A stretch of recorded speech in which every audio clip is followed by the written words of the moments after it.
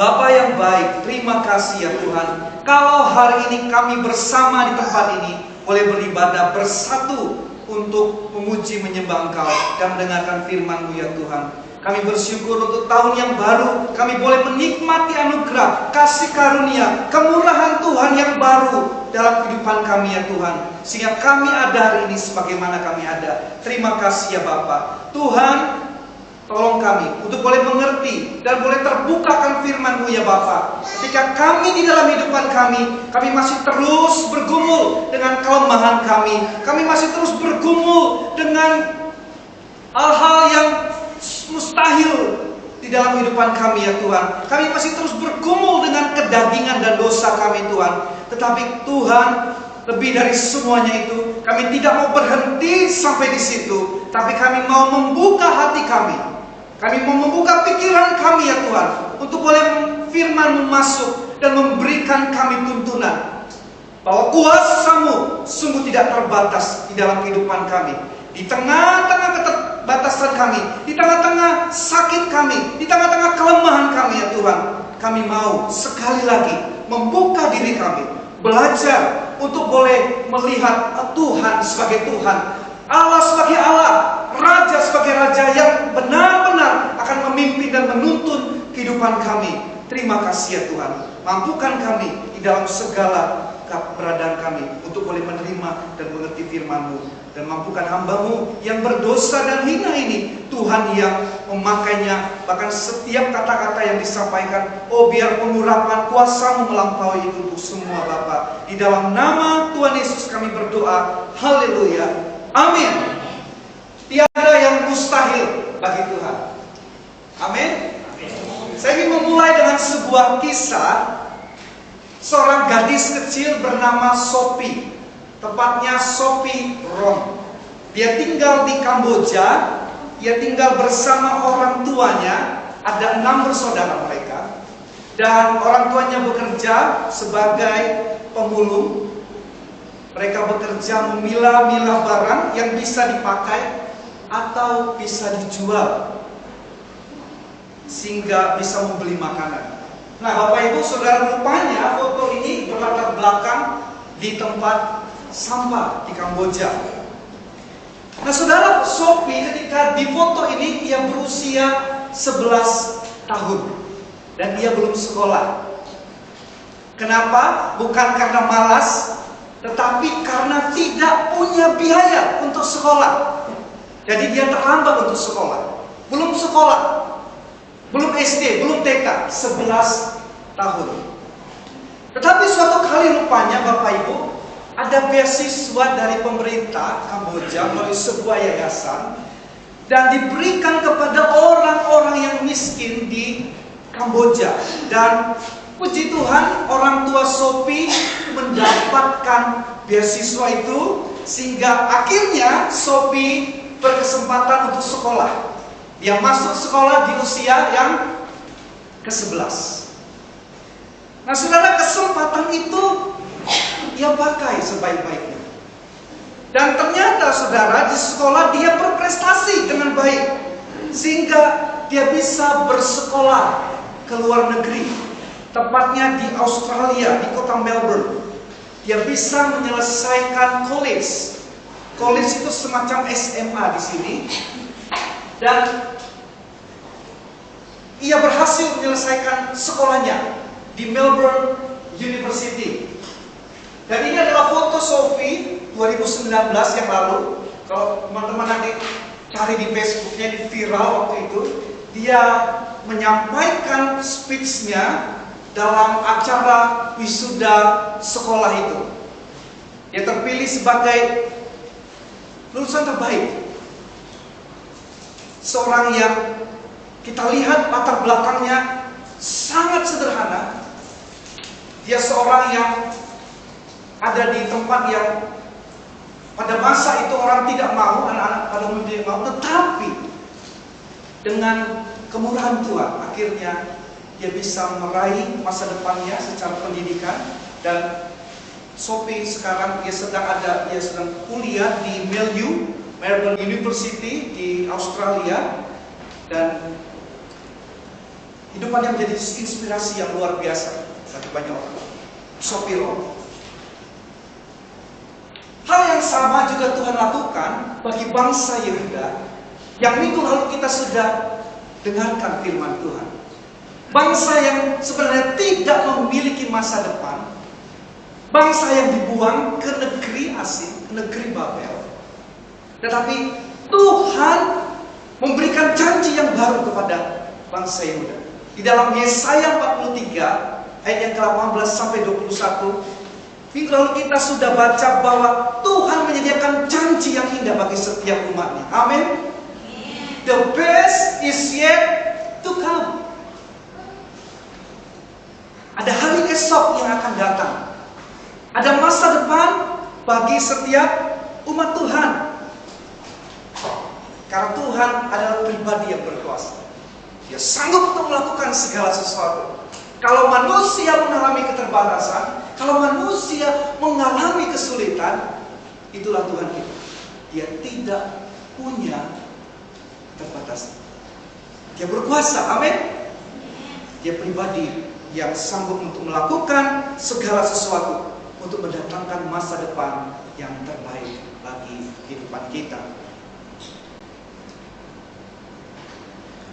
100 tahun sudah Nabi Yesaya, yaitu menjelang masa pembuangan, melalui Nabi Yeremia, Tuhan berfirman kepada bangsa Yehuda bahwa tidak selama-lamanya mereka ada di dalam pembuangan.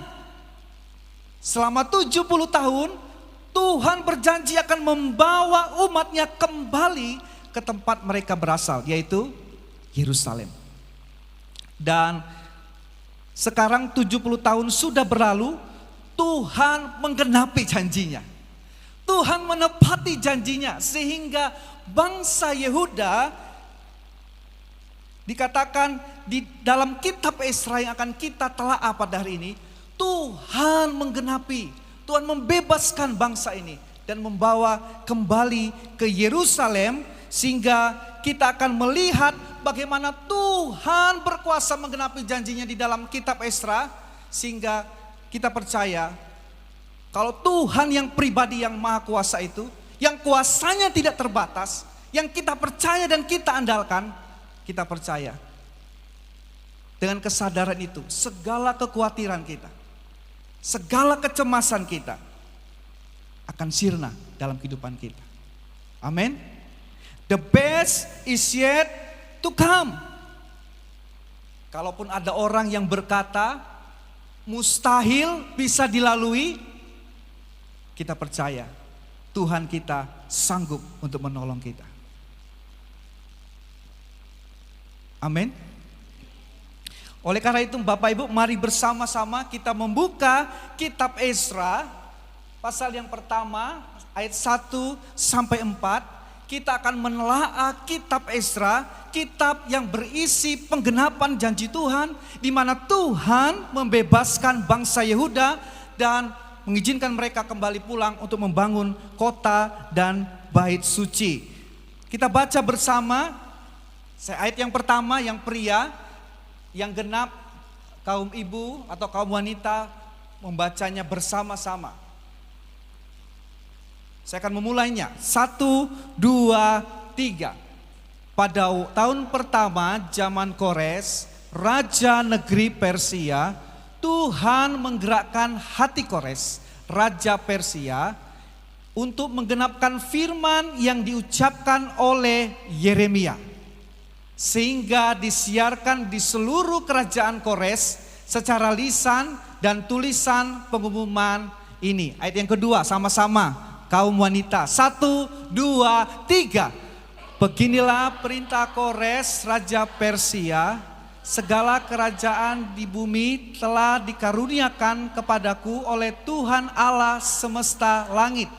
Ia menugaskan aku untuk mendirikan rumah baginya di Yerusalem yang terletak di Yehuda. Ayat yang ketiga kita baca sama-sama, 1, 2, 3. Siapa di antara kamu termasuk umatnya, Allahnya menyertainya. Biarlah ia berangkat pulang ke Yerusalem yang terletak di Yehuda dan mendirikan rumah Tuhan Allah Israel, yakni Allah yang diam di Yerusalem. Kita sama-sama baca yang terakhir, 1, 2, 3. Dan setiap orang yang tertinggal dimanapun ia ada sebagai pendatang, harus disokong oleh penduduk setempat dengan perak dan emas, harta benda dan ternak, di samping persembahan sukarela bagi rumah Allah yang ada di Yerusalem. Bapak Ibu, kita akan bersama-sama melihat bagaimana kuasa Tuhan yang membebaskan bangsa Yehuda sehingga digenapi di dalam kitab Esra ini. Dan sepanjang bulan ini kita akan belajar mengenai kuasa, kesetiaan dan hikmat Tuhan yang benar-benar Tuhan genapi di dalam kehidupan umatnya.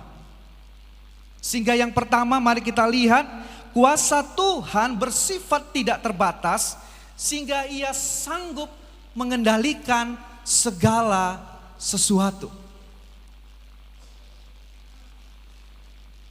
Kuasa Tuhan tidak terbatas. Ia sanggup untuk mengendalikan segala sesuatu. Itulah yang kita lihat di dalam ayat yang pertama.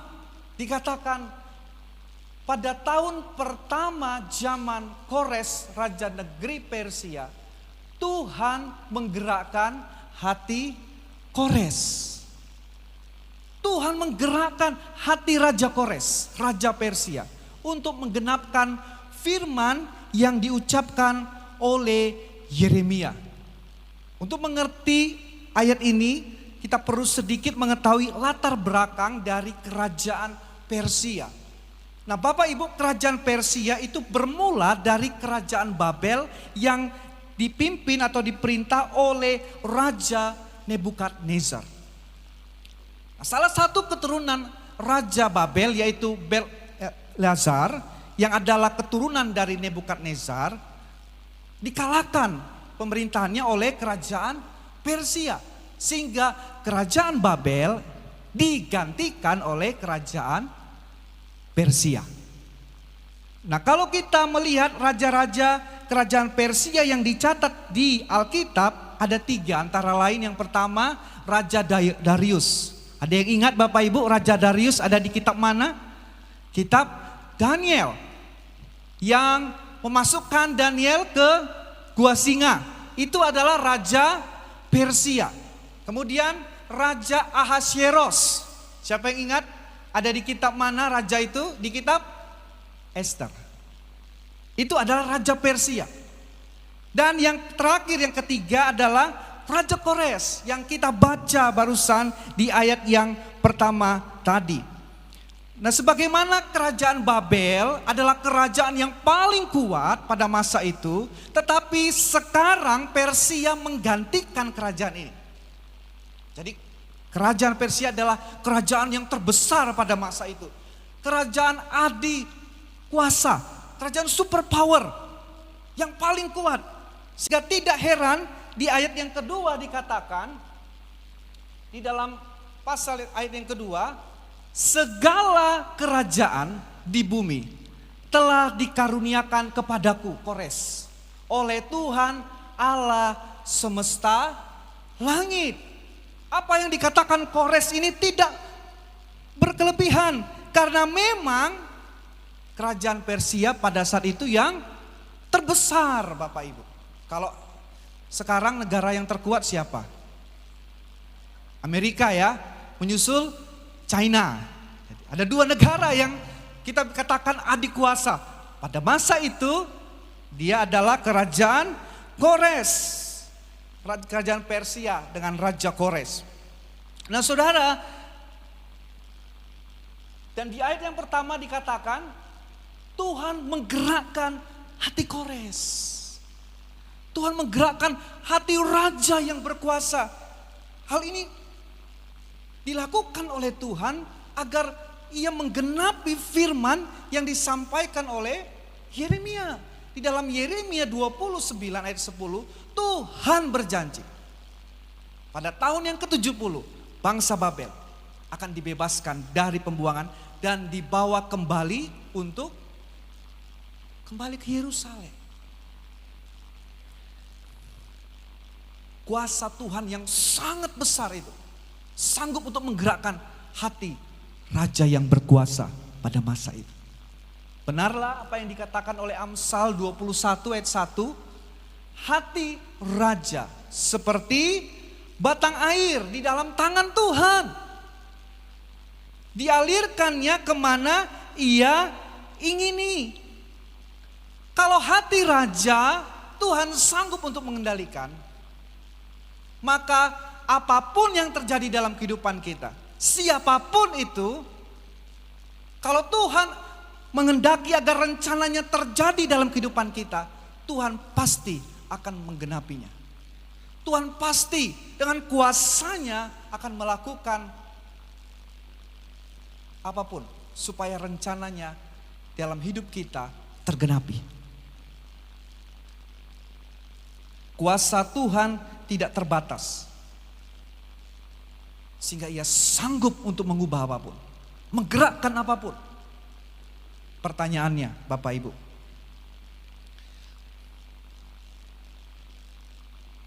situasi apa yang sekarang kita hadapi? Yang orang katakan mustahil untuk kita bisa lalui. Adakah situasi yang kita pikir ini mustahil untuk dilalui? Apa yang menjadi hambatan kita? Apa yang biasanya menghambat anak-anak Tuhan mempercayai kuasa Tuhan yang tidak terbatas itu? Ada yang mau kasih pendapatnya? Apa yang menghalangi anak-anak Tuhan untuk mempercayai kuasa Tuhan yang besar? Pikiran kita, situasinya, keadaannya, memang pasti ada hambatan. Pasti ada halangan. Ada data-data atau fakta-fakta yang mungkin tidak terelakkan. Tetapi itu menunjukkan bahwa kita memang manusia yang terbatas. Kita memang manusia yang menghadapi kesukaran di dalam kehidupan ini. Ada yang tidak menghadapi kesukaran Bapak Ibu? Bahkan anak yang masih kecil sekalipun, saya ada bayi di rumah saya, juga mengalami kesukaran Bapak Ibu. Sudah punya masalahnya sendiri. Ada hambatan, apalagi kita yang sudah bertumbuh dewasa. Ada hambatan. Tetapi apa yang kita lakukan ketika hambatan itu ada di depan kita? Kita mau serahkan pada Tuhan, kita mau percaya, itu menjadi keputusan kita. Itu menjadi pilihan kita. Situasi, keadaan yang memang sukar Bapak Ibu, kadang-kadang itu memang di luar kuasa kita, di luar kemampuan kita. Tetapi ada satu hal yang masih di dalam kuasa kita, di dalam area kehidupan kita, yaitu kita percaya Tuhan sanggup untuk menolong kita dalam segala keadaan. Amin. Tuhan sanggup untuk mendatangkan yang terbaik bagi umatnya. Kuasa Tuhan tidak terbatas. Tidak ada yang mustahil bagi Tuhan. Sehingga yang kedua dikatakan, ia sanggup menggenapi janjinya. Kuasa Tuhan yang tidak terbatas itu menunjukkan bahwa Tuhan sanggup untuk menggenapi janjinya. Dan di ayat yang pertama tadi dalam kitab Esra kita lihat bahwa Tuhan menggerakkan hati Raja Kores agar Tuhan menggenapi firman-Nya yang disampaikan oleh Nabi Yeremia.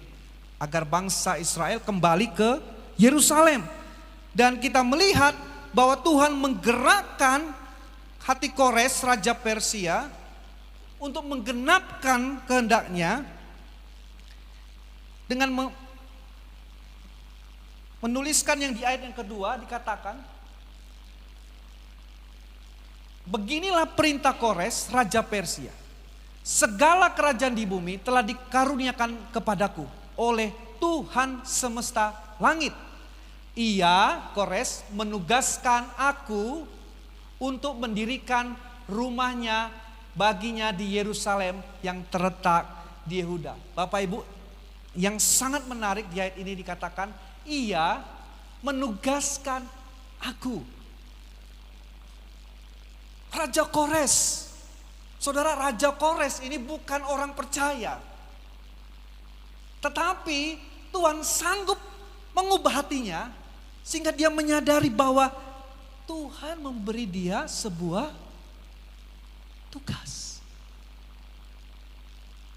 Tuhan memberi dia sebuah tugas untuk mendirikan rumah Tuhan.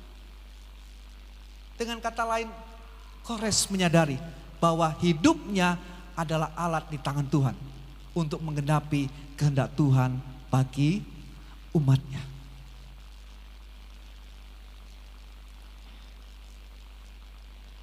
Nah, saudara, Bapak Ibu, ada bukti-bukti arkeologis yang menunjukkan bahwa Raja Kores mengembalikan bangsa Yehuda ke negeri mereka untuk kembali membangun bait Allah. Ini adalah sebuah fakta sejarah. Hal ini terlihat dari sebuah artefak atau peninggalan barang sejarah yang ditemukan di akhir abad 19. Artefak yang terbuat dari tanah liat dan berbentuk silinder, sehingga di permukaan atasnya itu ada sebuah tulisan di dalam huruf Akkadian yang berasal dari 2500 tahun yang lalu, yaitu perintah yang disampaikan Kores tepat seperti yang dicatat di dalam ayat 2 dan 3 tadi.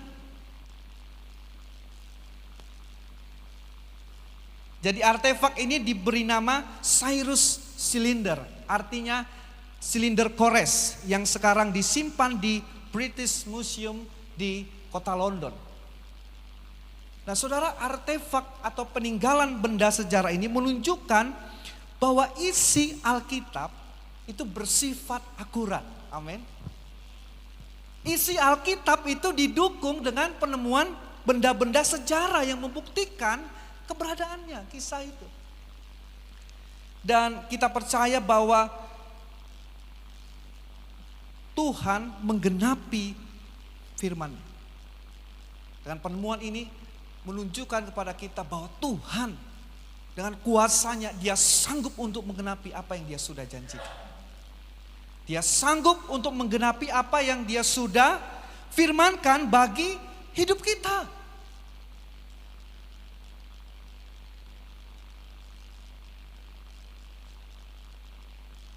Kita percaya tidak ada rencana Tuhan yang akan gagal dalam hidup kita. Tidak akan ada rencana Tuhan yang akan gagal di dalam kehidupan kita. Rencananya sempurna dan pasti akan tergenapi tepat pada waktunya. Tidak ada yang mustahil bagi Tuhan. Ia sanggup untuk melakukan segala sesuatu. Ia sanggup untuk menggenapi janjinya. Dan yang ketiga, yang terakhir Bapak Ibu. Ia sanggup untuk bekerja mendatangkan kebaikan bagi umatnya.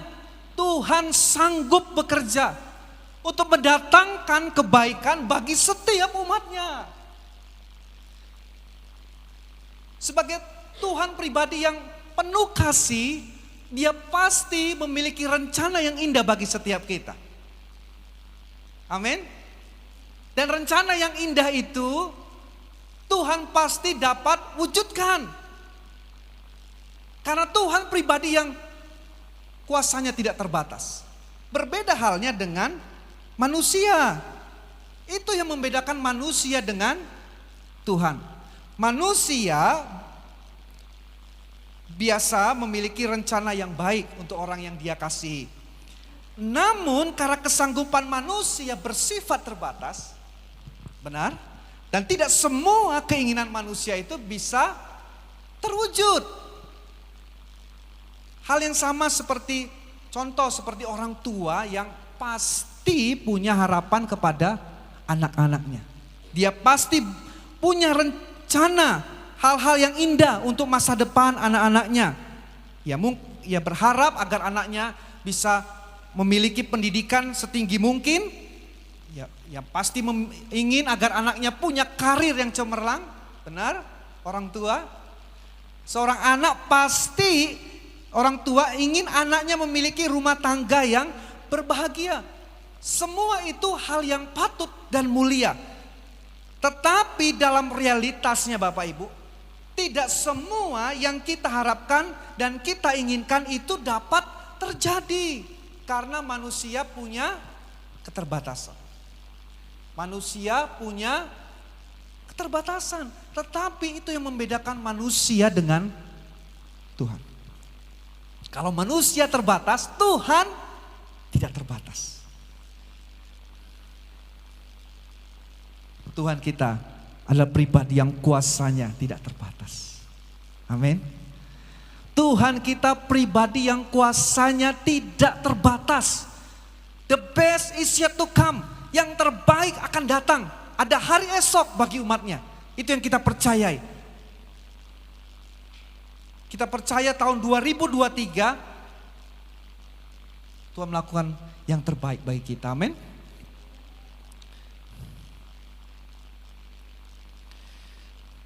Seperti Tuhan membawa umatnya kembali dari pembuangan kembali ke Yerusalem, Tuhan tidak bekerja separuh-paruh. Tuhan bawa bangsa Israel, Tuhan bantu untuk membangun kota Yerusalem, Tuhan bantu sampai bait sucinya berdiri. Kalau Tuhan bekerja, kalau Tuhan menolong, tidak akan separuh-separuh. Tidak akan setengah-setengah, amin. Ibarat proyek, kalau Tuhan mengerjakan proyek, pasti selesai proyeknya. Pasti selesai. Dan Tuhan sendiri yang telah menyatakan bahwa keinginannya adalah menolong setiap umatnya. Dikatakan di dalam Mazmur 34 ayat 16 dan 18. Dikatakan mata Tuhan tertuju kepada orang benar dan telinganya kepada teriak mereka minta tolong. Apabila orang-orang benar itu berseru-seru, maka Tuhan mendengar dan melepaskan mereka dari segala kesesakannya. Tuhan mau menolong setiap umatnya. Tuhan mau menolong setiap kita. Itu adalah keinginan Tuhan. Keinginan Tuhan adalah ingin menolong umatnya, membebaskan umatnya. Itu sebabnya kita mau terus percaya pada kuasa Tuhan. Kita mau terus belajar percaya kepada kuasa Tuhan. Karena Tuhan ingin menolong setiap umatnya. Nah, Bapak Ibu, memang menanti kuasa Tuhan, menanti janji Tuhan itu bukan perkara yang mudah. Tidak mudah memang menantikan janji Tuhan terjadi di dalam kehidupannya. Karena menanti janji Tuhan itu bukan seperti ketika kita mengamati pesanan makanan online kita di gadget. Kalau kita pesan makanan di online, kita bisa lihat di gadget. Oh, drivernya sudah di restoran. Oh, drivernya sudah jalan. Sudah mau dekat ke rumah. Terlihat di peta pergerakannya, benar gak? Nah, kalau kuasa Tuhan, janji Tuhan dalam kehidupan kita, kan kita tidak bisa lihat seperti melihat di peta itu. Kita gak bisa pantau, ini sudah sejauh mana ya Tuhan? Gak bisa kan Bapak Ibu? Kalau bisa, wow, pasti akan lebih menarik ya. Tetapi kita tidak bisa lihat, bahkan dikatakan di dalam Ibrani 11, sekalipun tidak ada buktinya. Tapi iman dia mau percaya sekalipun belum ada yang dilihat bahkan. Itu adalah iman yang diajarkan oleh Alkitab. Sehingga di dalam menyambut kuasa Tuhan, di dalam menantikan kuasa Tuhan, yang kita perlukan adalah iman. Iman percaya bahwa Tuhan sanggup melakukan segala sesuatu. Diperlukan iman percaya bahwa Tuhan sanggup menggenapi janjinya. Diperlukan iman percaya bahwa Tuhan sanggup melakukan kebaikan bagi umatnya. Dikatakan di dalam Ibrani 4 ayat yang kedua. Karena kepada kita diberitakan juga kabar kesukaan sama seperti kepada mereka.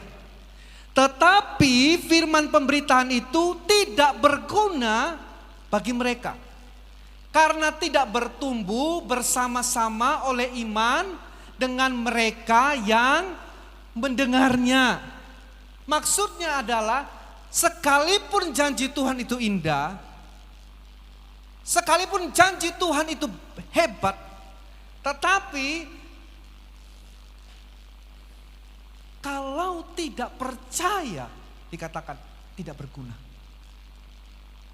Tidak berguna.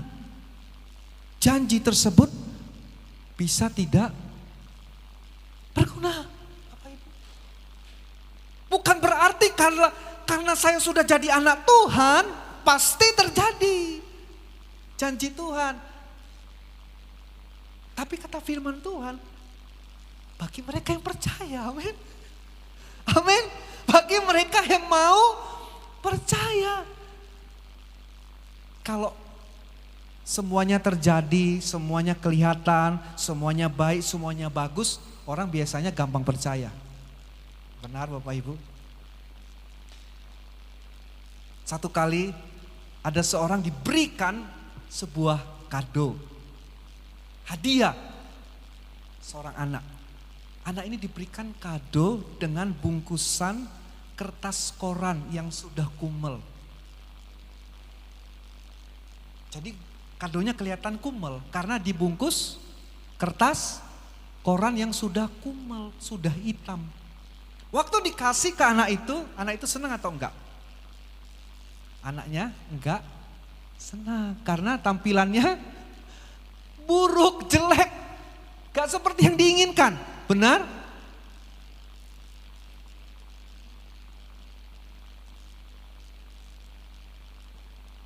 Lalu dikasih kado yang dibungkus dengan kertas kado yang indah, yang berkilau. Dikasih ke anaknya. Anaknya terima, dia senang. Waktu dibuka, apa yang terjadi Bapak Ibu? Ternyata hadiahnya itu ada di kertas koran yang bungkusnya kucel tadi, yang hitam tadi. Kenapa? Karena seringkali manusia kita berpikir bahwa yang indah-indah itu semuanya dibungkus dengan yang indah juga. Padahal Tuhan seringkali memberikan kado yang sepertinya dibungkus koran yang kucel, yang hitam, padahal isinya itu yang terbaik untuk kita. Amin. Dan Tuhan mau seperti yang dikatakan firman-Nya, respon kita adalah percaya. Percaya seperti yang dilakukan oleh Abraham dalam Roma 4 ayat 21 sampai 22. Dikatakan dengan penuh keyakinan bahwa Allah berkuasa untuk melaksanakan apa yang telah Ia janjikan. Dengan keyakinan yang penuh, percaya yang penuh bahwa Allah berkuasa. Kalau Tuhan sudah berjanji, pasti dikenapi. Saya percaya. Amin.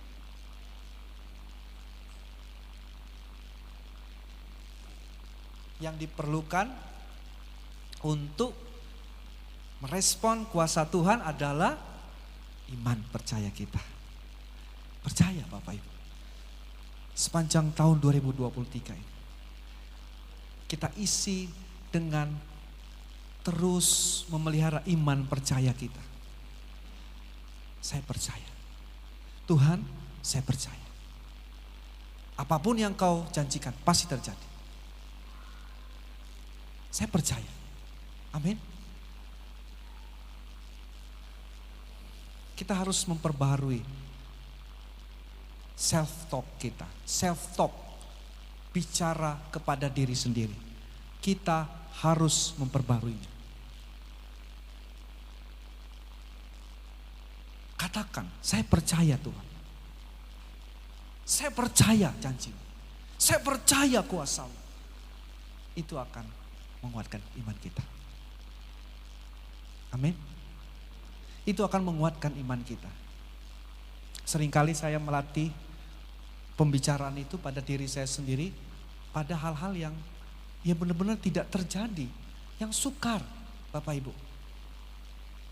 Hal-hal yang memang benar-benar orang katakan tidak terjadi. Ya memang di situ saya harus berkata, Tuhan berkuasa, saya percaya.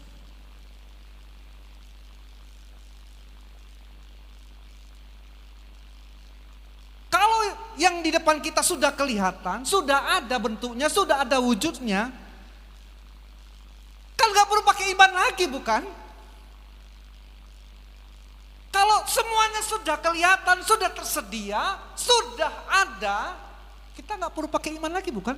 Kan sudah ada, benar? Tapi karena bentuknya tadi seperti kertas kado yang dibungkus dengan koran yang kucel, bentuknya udah gak karu-karuan, ada chaos, ada kekacauan dan sebagainya. Di situ kita belajar percaya. Di situ kita berkata, Tuhan saya mau belajar percaya. Dengan keyakinan penuh. Dan kita lihat apa yang akan terjadi. Kita lihat bagaimana Tuhan akan menunjukkan perkaranya dalam kehidupan kita.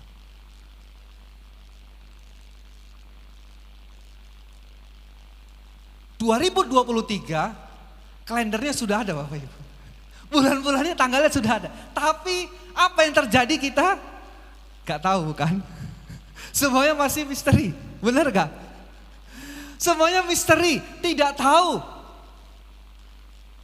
Kemarin ada seorang ibu yang karena pengen tahu apa yang terjadi di masa depan, dia pergi ke tukang ramal. Dia pengen tahu apa yang akan terjadi. Oh rupanya CEO yang agak sial Bapak Ibu. Jadi dia panggil pendeta untuk doakan supaya gak terjadi pada dia. Padahal ini orang percaya. Orang pengen tahu masa depan. Pengen tahu sampai lihat apa itu yang bulan apa ramalan bulan-bulan itu ya. Apa? Zodiak, ya benar zodiak. Oh ini bulan ini pasti. Karena itu orang pengen tahu kan. Tapi kita diajarkan supaya kita dengan iman merespon. Merespon hari esok, hari depan itu seperti apa, kita dengan iman percaya Tuhan akan mendatangkan kebaikan.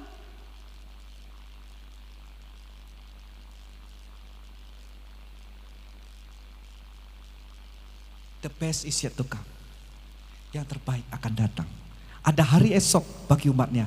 Bagi setiap yang percaya. Bagi setiap yang menunggu, ragu-ragu, atau tidak mau percaya, kita harus membuka diri kita. Kita biarkan firman Tuhan itu menenun iman yang baru dalam kehidupan kita. Amin. Kita izinkan firman Tuhan itu menenun. Kalau tidak, situasi yang akan menenun kehidupan kita. Kalau situasinya buruk, ya yang akan ditenun yang buruk. Oh, ini pasti nggak bisa. Situasinya memang sudah gagal. Tapi kalau firman Tuhan kita izinkan menenun hati kita, mengisi hati kita, menguatkan hati kita. Ya Tuhan, saya memang tidak tahu, tapi saya mau belajar percaya. Amin. Kita belajar percaya, Bapak Ibu. The best is yet to come. Tuhan berkuasa. Yang pertama, Dia sanggup melakukan segala sesuatu. Tuhan sanggup menggenapi janjinya. Tuhan sanggup mendatangkan kebaikan bagi setiap orang yang mengasihi Tuhan. Mari kita tundukkan kepala kita.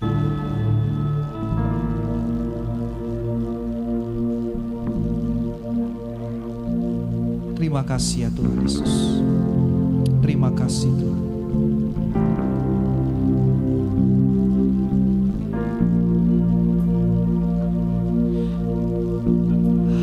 Harapanku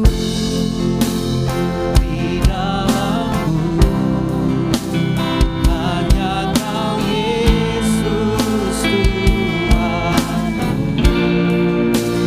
Ku percaya, ku amankan.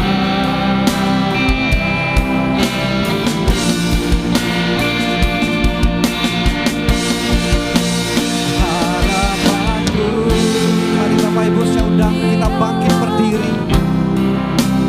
Hanya Kau Yesus Tuhan,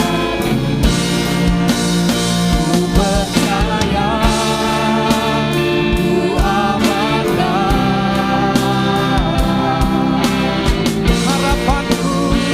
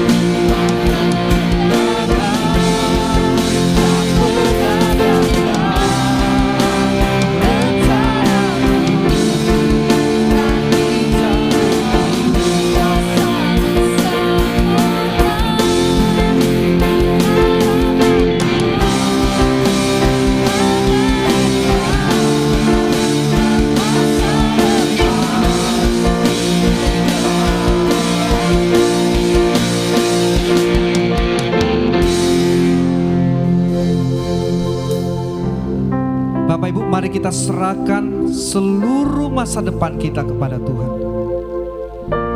Mari kita nyatakan pengharapan kita kepada Tuhan di dalam doa. Tuhan, kami percaya kuasa-Mu yang tidak terbatas itu sanggup memelihara seluruh kehidupan kami. Engkau sanggup Tuhan menyediakan masa depan yang terbaik di dalam kehidupan kami. Kami percaya Tuhan, Engkau sanggup memulihkan kesehatan kami. Engkau sanggup untuk menolong kami ya Tuhan. Memberikan kami jalan keluar. Kami percaya Tuhan, Engkau Allah yang berdaulat. Engkau Allah yang tidak terbatas. Engkau Allah yang sanggup untuk mengalahkan setiap kemustahilan. The best is yet to come bagi kami. Ada hari esok yang terbaik untuk setiap kami yang percaya. Tuhan, inilah keyakinan iman kami. Inilah keyakinan harapan kami ya Tuhan. Bahwa Tuhan Engkau sendiri yang akan memimpin setiap kehidupan kami. Tuhan Engkau sendiri akan memelihara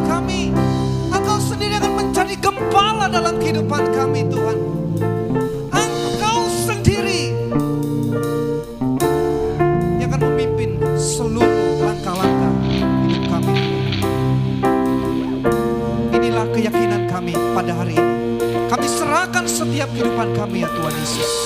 Kami percaya Tuhan, Engkau bekerja mendatangkan kebaikan bagi setiap kami.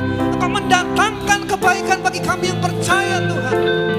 Engkau sanggup mengubah setiap yang mustahil, setiap yang sukar menjadi mungkin di dalam kehidupan kami. Engkau sanggup Tuhan, Engkau terlebih sanggup. Terima kasih ya Tuhan. Ini harapan kami, keyakinan kami ya Tuhan. Percaya kami bahwa Tuhan yang memegang kehidupan kami. Terima kasih Tuhan.